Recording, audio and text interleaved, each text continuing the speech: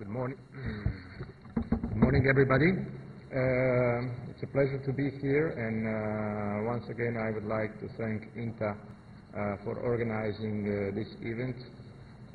Of course, all other project partners contributed in organization of this event, and I would also like to thank other members of STRO consortium, as well as participants, especially those who had to travel, come from other countries.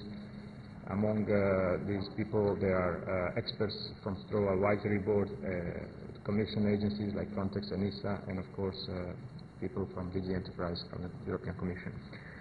I have slightly bit more time than originally scheduled, so we are planning also to have small initial discussion after my presentation, actually during my presentation. So I will also invite Christoph Kautz and Robert Havas to join me here. It's, let's say, too much time for one person, so if you can please come to the table, and I will pose, towards the end of my presentation, I will pose some questions and try to open discussion that will continue after the coffee break. So this is a short overview of my presentations. I will briefly present what is STRO. I will cover some conclusions from our first workshop, which was held last year in Rome. Also very brief presentation of STRO results, and then a little bit more focus on what could be a future European security network. And here is where I expect some discussion also and questions from public. And we will also, if we have time, we will cover two topics selected for today's workshop: integrated border management and critical infrastructure protection. Finally, we will end up with some conclusion. Okay, so the need for this project was realized actually in the time of ESRAB. It was before ESRIF, European Security Research Forum. There was the ESRAB, European Security Research Board.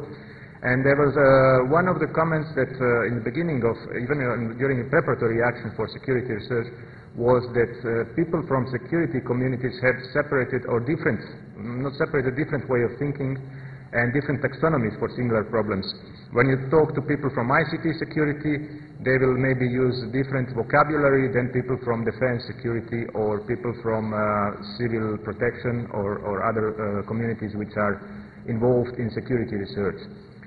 So during the workshop in Rome, I used, to illustrate this problem, I used a story from Hindustan, which is a story of 6 blind men and an elephant. I don't know how many people know this story, but it's very nice. So there was one wise man in Hindustan that asked 6 blind men to come and describe elephant. So each one of these men was touching a different part of elephant. The first one was touching his trunk, his la trompa in Espanol, and was saying, "This is a snake." The second one was touching his teeth, his fang, and was saying, "This is a spear." The third one touched his